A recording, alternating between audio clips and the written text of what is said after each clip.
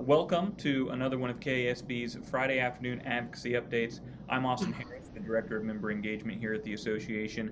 I'm joined this afternoon by Leah Fleiter and Mark Tallman from our advocacy department, and they have been busy down at the Capitol this week with veto session well underway and negotiations ongoing on a number of conference committee reports and bills. Mark, Leah, the big news coming out of last night and rolling into this morning is finally, for a lot of people, some action around education funding in Kansas, specifically that K-12 education piece.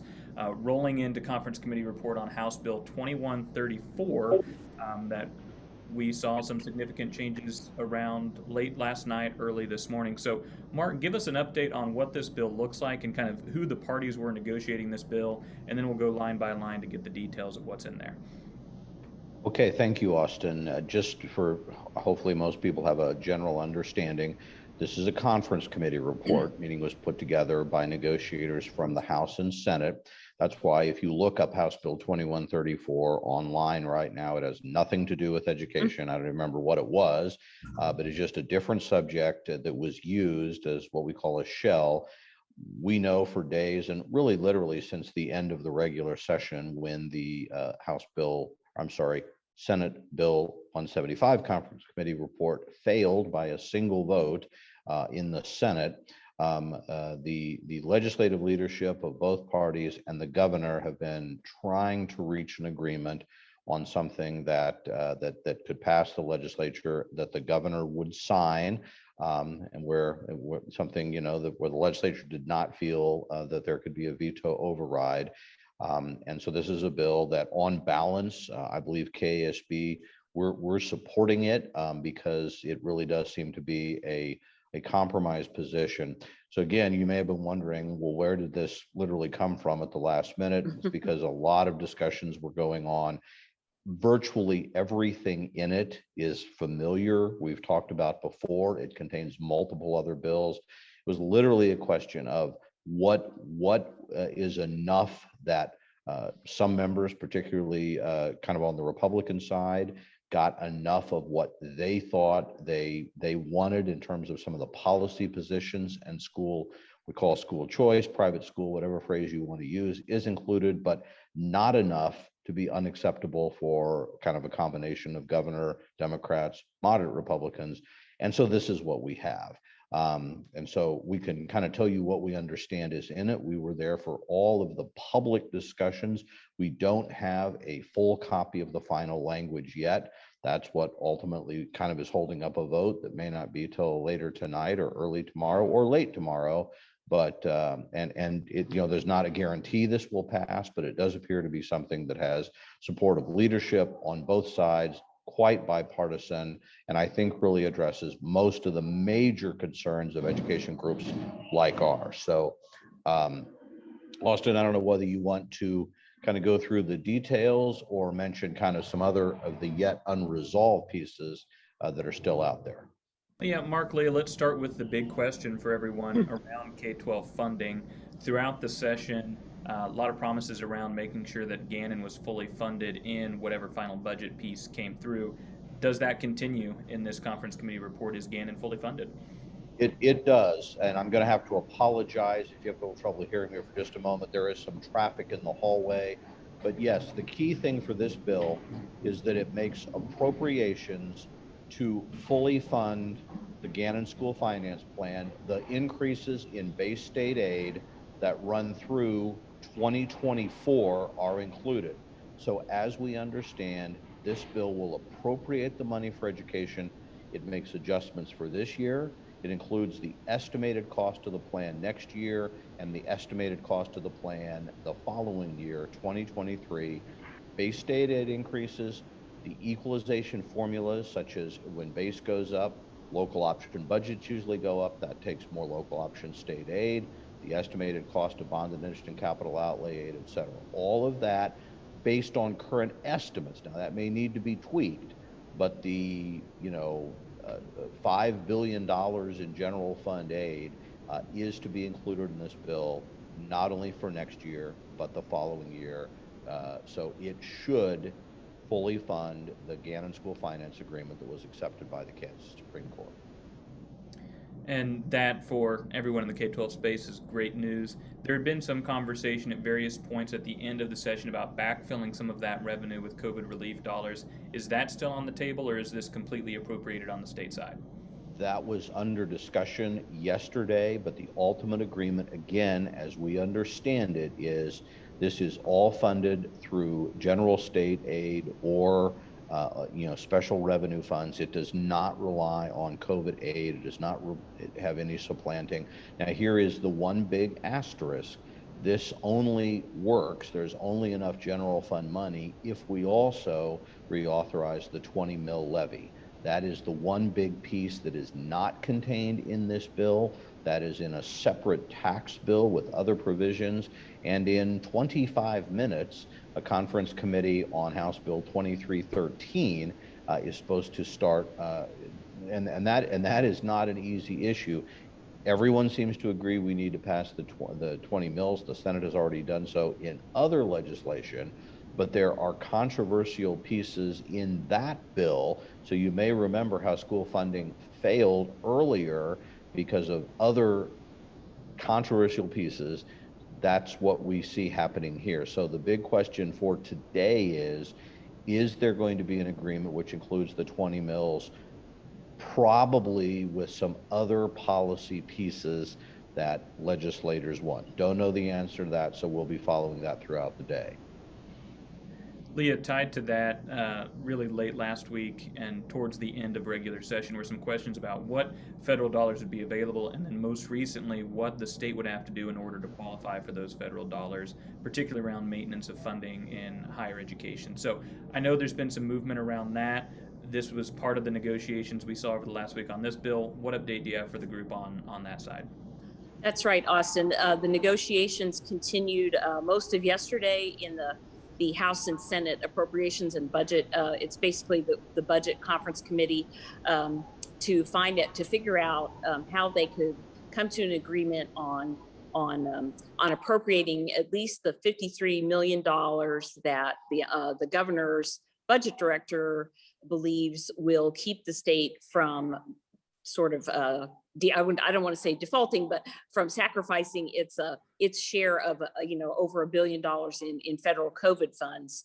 So they worked throughout the afternoon and evening yesterday and arrived at some items that in separate funding pockets for the Board of Regents, the community colleges, the technical colleges, the independent colleges are also affected by this issue. They were able to plug in about $53 million of funding boosts for those various entities that will qualify under the federal maintenance of effort rules. And so that at least gets us off the hook for FY22. The agreement is that the state will request a waiver from the Federal Department of Education regarding this maintenance of effort, to try to show that the state is making a good faith effort. The interesting question to consider is whether the Department of Education will look kindly on a waiver request when the state, at the same time that it's saying it can't make that maintenance of effort payment beyond 22, is also planning to cut taxes in a couple of different ways here, and has already in fact overridden one veto of tax cuts, and there's another several tax relief bills still floating around. So it appears to have bought us some time, at least for now. But I think this issue will remain to be quite controversial for several months yet. Yeah. Austin might just make one note. Part of that money to count toward that is funding for the new Promise Act, the new scholarship program aimed at basically students in certain technical and two-year programs. So that is something KSB was supporting as a way to improve post-secondary attainment. They were looking at probably wanting to do that as well. I mean, that was something they were already planning to do, but that's money that can go as an addition that people will be looking at. Yes, and I think it's a lot of the discussion was around this is one-time money. The regents and the other higher ed institutions should not expect to come back in September and say, oh, we need full-time budget authority for this extra funding. This is going to be one-time funding for COVID. And it's not to be rolled into future budget requests. It is one-time funding, but there are several provisions within the new conference committee report for special programs funded from that COVID relief money. So, Leah, Mark, what kind of programs is the legislature looking at in this deal? So Austin, this is a little complicated because what the conference committee ended up doing was adopting basically proposals from the House that would direct the Department of Education and local school boards to use their money certain ways if it can be used that way. So the ESSER funding, that's the acronym that stands for Right. for something that is about $1 billion in Elementary federal aid, Emergency Relief Act, I believe. Those dollars, most of them are going to school districts directly under your Title I formula, but there is some money left for state education agencies. And so this language basically says the legislature wants the State Board of Education to use $10 million as follows. $5 million would go to continuing the school safety grants that many of our members have received over the last several years. That's been funded at $5 million from general state aid. The governor did not put that in. What this would do is try to take $5 million over each of the next 2 years just to make grants for things like security upgrades, cameras, hardening school buildings, et cetera, I think is the phrase. Next, $3.9 million would go to expand the mental health pilot program in certain districts. This, again, not all money appropriated was spent. The governor did not recommend this money. So we're basically saying the legislature thinks, well, that's an allowable use because we know kids probably had mental health issues, trauma as a result of the pandemic. But as Leah says, this would be one-time federal money that the state might not make up. And then about $100,000 would go to fund communities in school programs. We think those are all valuable programs, and I guess we don't really care where the funding comes from particularly, but it's unclear whether KSDE will agree that this is kind of allowable use or where they want to put the dollars. And then for school districts, the committee, and it's clear it's a recommendation, it is not binding, but they're kind of strongly suggesting that school districts look at the, over $1 billion that they will be receiving to pay one-time, not bonuses, we're being very clear, these are not to be called bonuses, additional compensation of up to $500 for teachers, paras, and hourly staff that were employed in the 2020 school year, the current school year just ending, 2021, who would be returning next year to kind of give a bonus saying, we know you were affected by COVID, everyone had to work harder and do more, and so here's a little extra for you. This we anticipate, I think, being around $30 million total, which would be additional compensation for your staff. We are not sure whether KSDE will rule that that is an allowable use. It would have to be kind of part of your COVID plan. And some districts, of course, are getting much less than others, and some much more based on the Title I formula. So this is basically something your local school board would have to basically say, here's a recommendation from the legislature. Do we want to do this? And of course, they'll be looking at whether you did it or not. They do understand that some districts are receiving, less, and this may be more difficult, but that's something that you'll have to kind of wrestle with. One other funding point I'll just say is they did agree to add about $80,000 as kind of a startup grant to try to do some things around dyslexia improvements.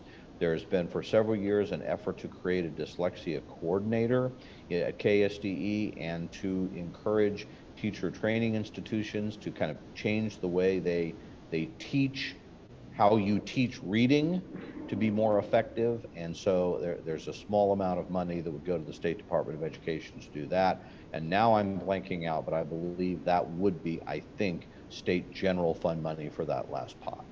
Yeah. So Mark, back up a little bit to the COVID aid piece of it. The lack of clarity around whether or not the State Department's going to say these programs match. Any indication as to what the process or timeline is for them to approve or disprove the use of that funding for those different programs and mechanisms? You know, Austin, I can't say for sure. There, as I think most people probably know, there is a committee that was set up by the commissioner. Schools have several years to spend these dollars. And so it will, I think, be a matter of plans coming in and being approved. So it may simply be a matter of school districts. Someone will have to ask to do this in terms of at least those bonus money. How the board will respond, I know they have already talked about their priorities for these dollars, and it may be a matter of either saying to the legislature, well, we don't think this is appropriate, or I guess they could say, sorry, this isn't a priority, and we'll see where that goes. I have not heard how the board of the department is planning to respond to this, because this has not, and of course this hasn't passed yet, but it's still been kind of theoretical. We do know that the State Department, as well as the governor, were involved in these negotiations. That certainly doesn't mean that they necessarily agree with every piece of it. So safe to say, if any of those program ideas get you excited, money probably won't be available next week. I'll figure all that. Right. This is really something that I think is seen, although the bonuses, if you will, would kind of be from the current year. I think everyone agreed districts have probably already spent all their money that they have now. And so this is going to be a little tricky. And of course, the final thing is that for teachers, well, this is compensation, which is really supposed to be collectively bargained with your teachers. On the other hand, there is authority in statute to pay bonuses, which of course the legislature is quick to not call these bonuses. So, I guess, and again, we should point out, we will note that districts have been using their Gannon money to increase teacher pay at a faster rate than in the past. So this is really just kind of one piece of what your board will need to look at in terms of how you want to do compensation for not only teachers, but the rest of your staff, and whether that's a priority you want to use these COVID dollars for. While it may be allowable, other uses, of course, are what I think many districts are looking at is they're going to use these dollars for basically to pay teachers more to do summer work or to do extended learning time or extended learning days. So many districts are already looking at using the dollars that will be received for learning recovery and direct student programs, as opposed to necessarily we're kind of just going to kind of give people a reward, which again, certainly staff have had to work heroically. We're not making a value judgment whether this is a good idea or concept, but it's going to be where does it fit into overall priorities for these dollars. All that to say that, like many relationships, it's complicated. The new legislative session. Mark, the conference committee report doesn't stop with just the budget items. There are some policy initiatives inside of that, including some recommendations around school board budgeting, originally captured in House Bill 2067, Senate Bill 93, just changed the direction given to school boards in their budgeting process. What update do you have for the group on kind of the verbal change and then the practical change that might include? The verbal change is there is new language added to state law on how districts are supposed to adopt their budgets that specifically adds language that school districts are supposed to use funding to improve student outcomes and allocate dollars across your budget to meet state education goals. That's all it says. It does not say that means you have to spend more money on teachers or counselors or anything like that. But what this does do is create additional scrutiny on how are districts using their money and what results are you getting? You're going to see that theme in other places. And I'm going to say the one thing, the overriding thing is it is going to be about results. There's going to be continuing scrutiny to say, as Gannon funding is increased, as federal dollars are available, and as the State Department and others, including KSB, have all kind of committed to these improved outcomes, are we getting improved outcomes? And if we're not, there's going to be increased scrutiny to say, you know, you're getting more money. If you're not moving the needle on outcomes, then the legislature is going to get more interested in telling you how to spend your money. It's really as simple as that. So in reality, these bills do not really make any specific change, but practically speaking, it's going to be more focus on the results that we're getting in our education system. Also on the policy and financial side of it all, the bill does include an extension of the sunset on the expiration of the high density at-risk weighting until 2024. What's that mean for our members, Mark? For those members, and it is probably about half of them that receive some high density at risk, a total of about $50 million that was sunset.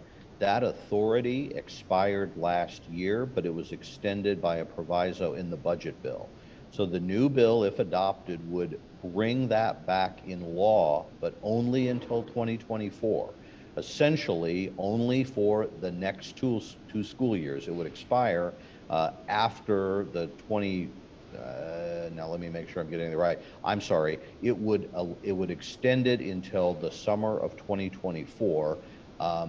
We had hoped it would be made permanent, but this does provide a little bit of additional time for districts to count on that money. But we would note several other things have been part of this.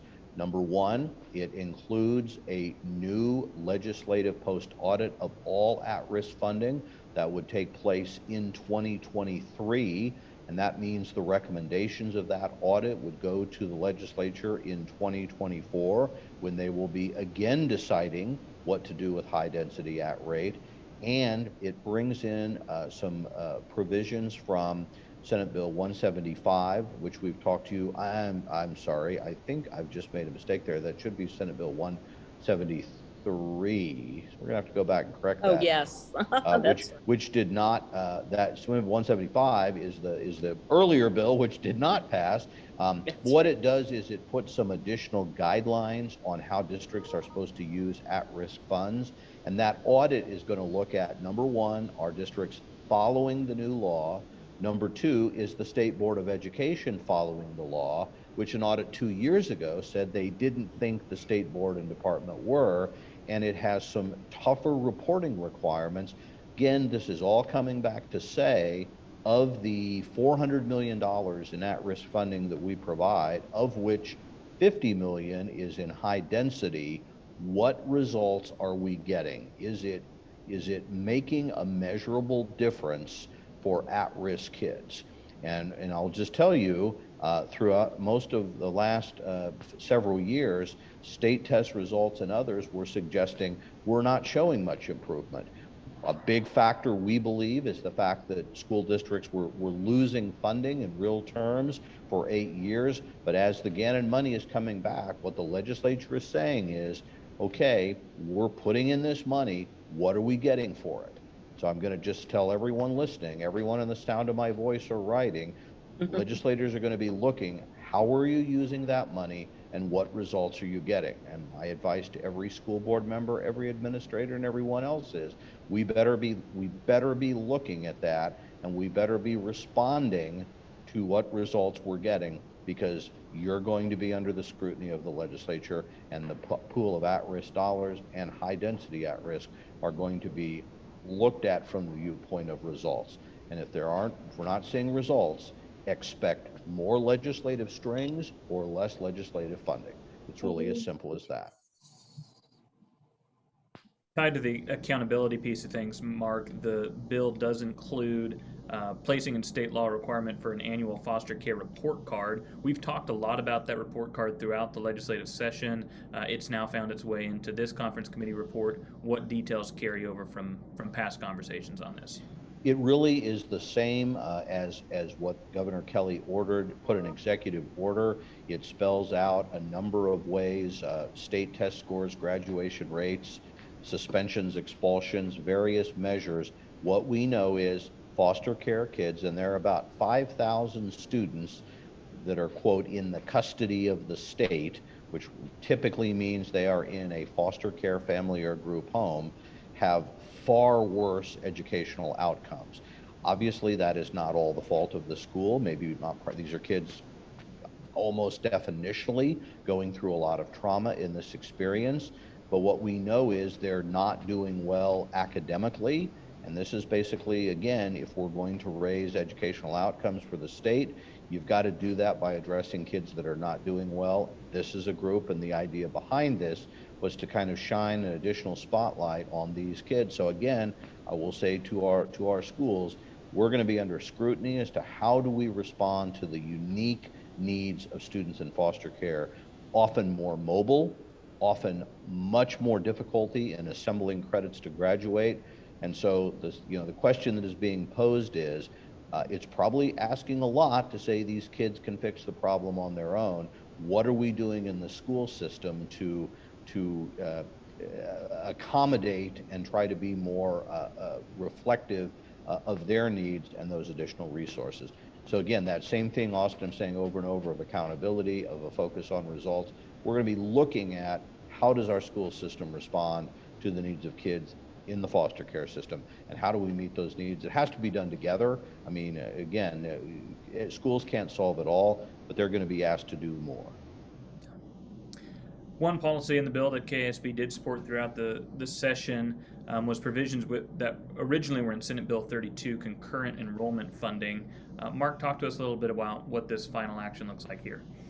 So it's a pretty long bill that was passed in Senate Bill 32 that's going to be brought in, but it's pretty simple. It says that it specifically authorized school districts that if you have students participating in dual enrollment or concurrent enrollment courses, which simply mean they are getting high school credit and at the same time earning college credit, that the school district can now pay all or a portion of their college costs.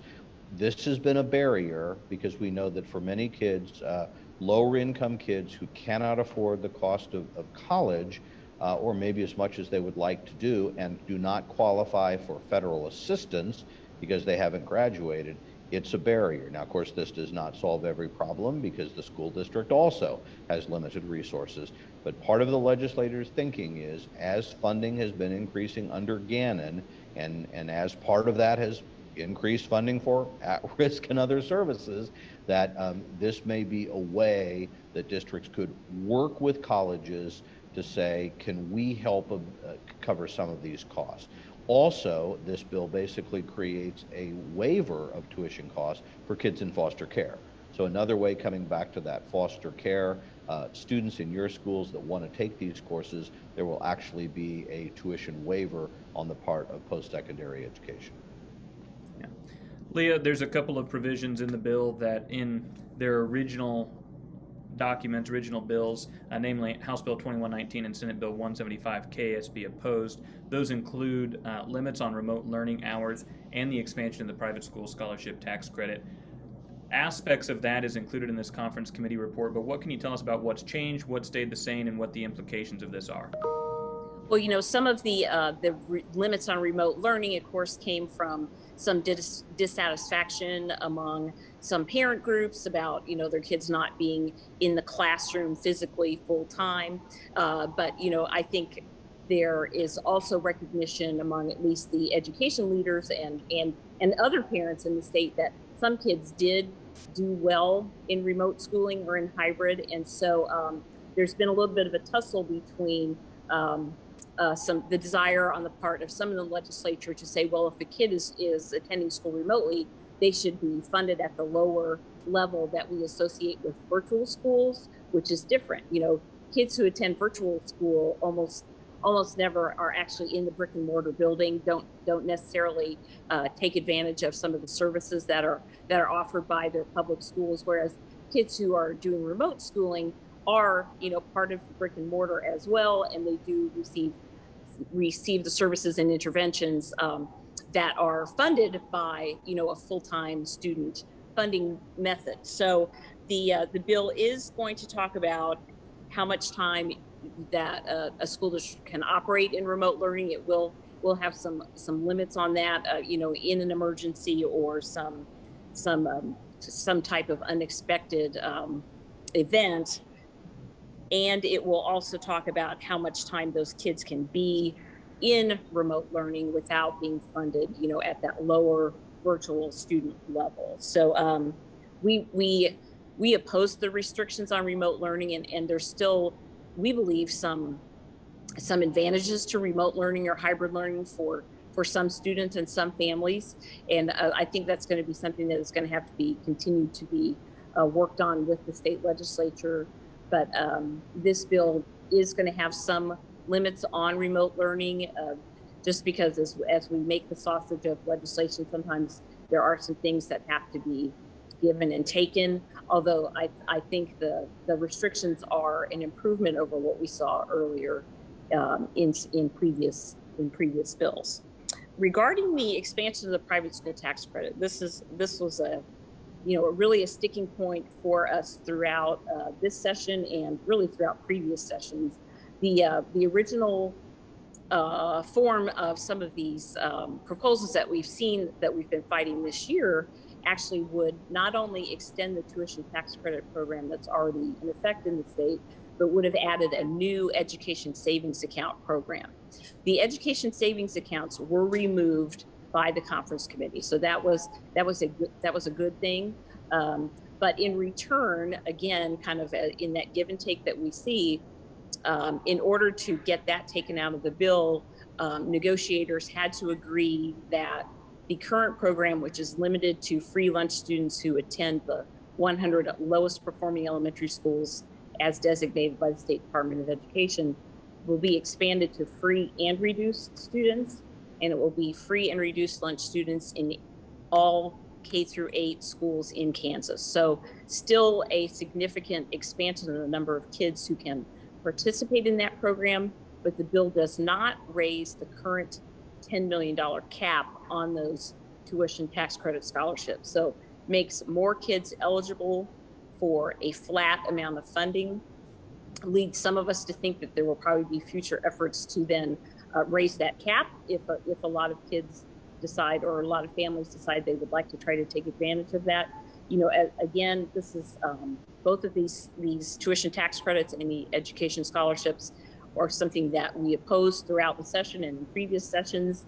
Unfortunately, that expansion was something that negotiators had to agree to in order to get the full Gannon funding and some of these other positive pieces included in the conference committee report.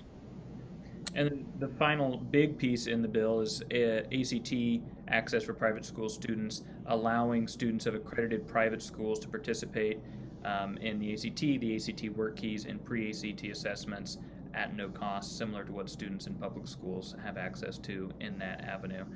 Leah, I think you hit it right on the head. This is government at work. A civics teacher would tell you that when everyone walks away not ecstatic, but willing to say yes, that's a good piece of legislation. Yep. Compromises when no one is completely happy.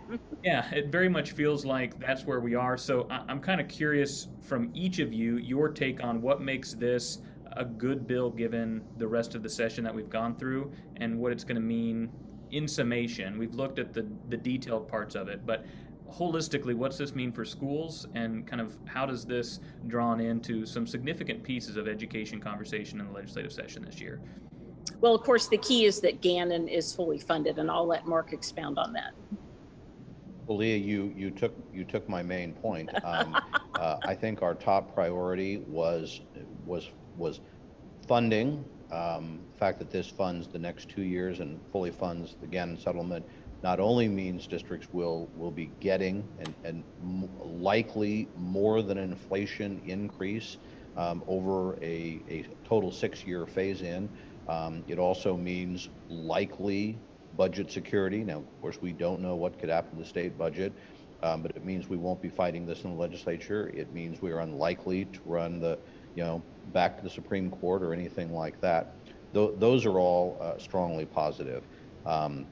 And again, there were other pieces in the bill that we have been supporting as ways to help focus on the special needs of certain groups of kids. I think those are the big things.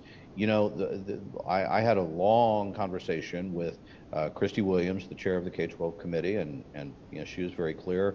The push to continue to expand private school aid is not over. It's not going to go away.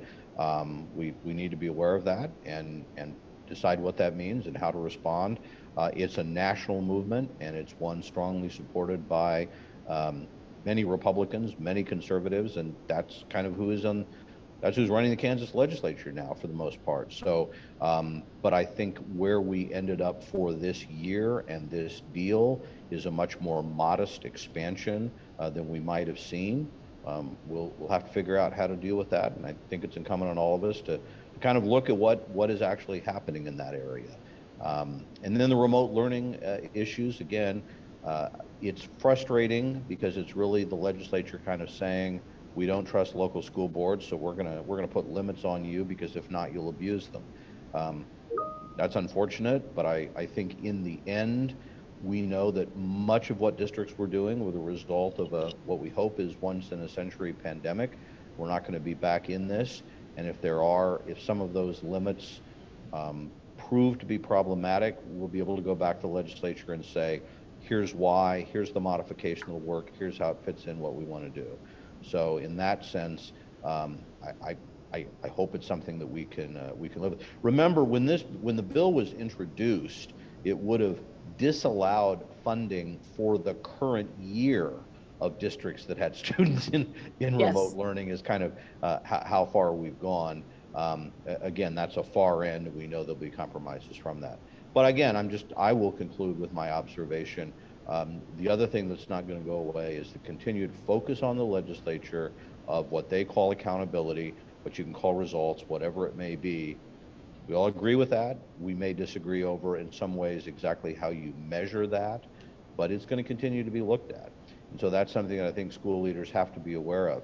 We've tried to frame it like this. Gannon was important to try to rebuild our school system after 8 years of underfunding. The COVID money is important to help students recover from the impact of the pandemic. Long term, we have to continue to improve and get even better. And that's really what the whole school redesign movement about in Kansans Can is to say, we've got to do better even than ever before. So we've got to be focusing on those three things. And the advantages, and I think I wrote a blog on this now that I'm saying is we need to support Gannon. We need to effectively use the COVID response money, and we need to embrace Kansas Can and redesign to help those kids who even under our best days, we weren't meeting the needs of every child. We know that, and we've got to move forward. So I think that's where we are now. That's the optimistic way of looking at this.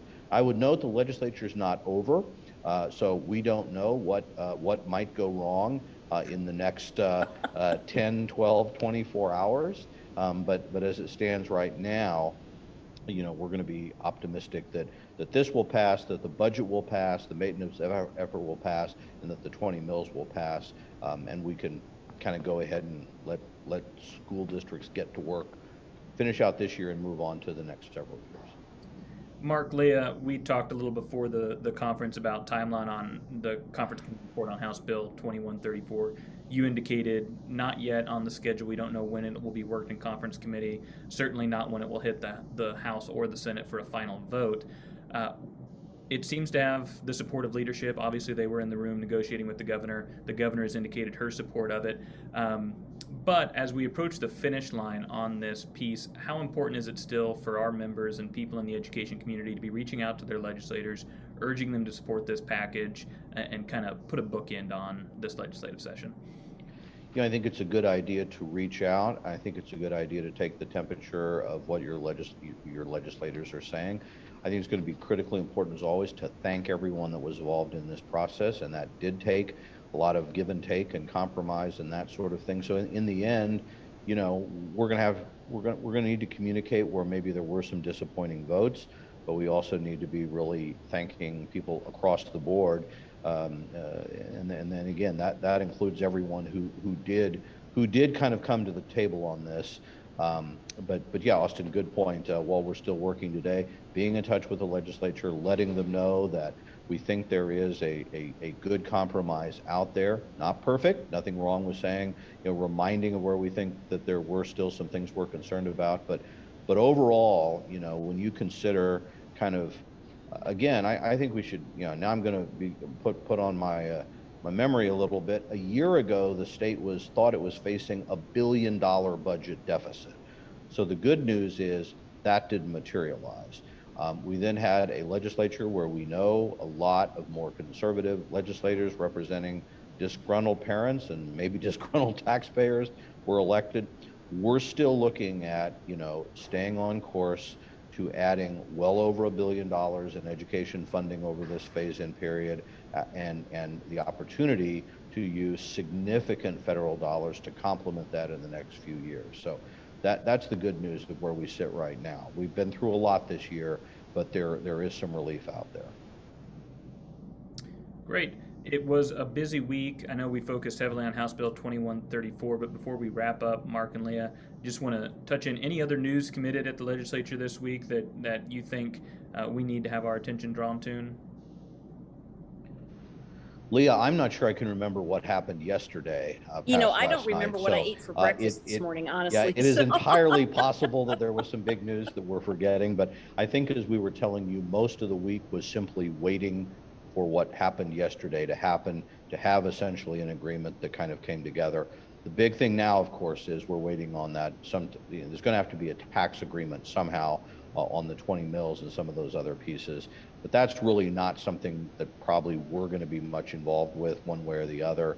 I'm pretty confident in the end it will happen at some point. How we get there could be very difficult. Yeah. Well, as always, Mark, Leah, and Scott's not with us. He's continuing to watch. I believe now the committee working on the 20 mills. That's correct. As always, we appreciate your dedication, your time, your effort. I do want to make sure, maybe you'd have told us, but if before we sign off, yeah, if this is kind of your last chance for questions this afternoon, we'll try to, if you have any, we'll try to respond to them. But we probably look a little bit tired. Maybe you're just being gentle on us with this right now.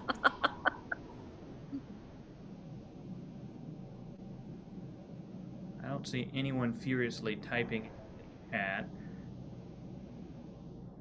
The good news is our legislative group, our advocacy staff, is always willing to help. So if you have questions pop up, I know you can always reach out to them, and they'll do their best in a timely manner to get you some answers and feedback.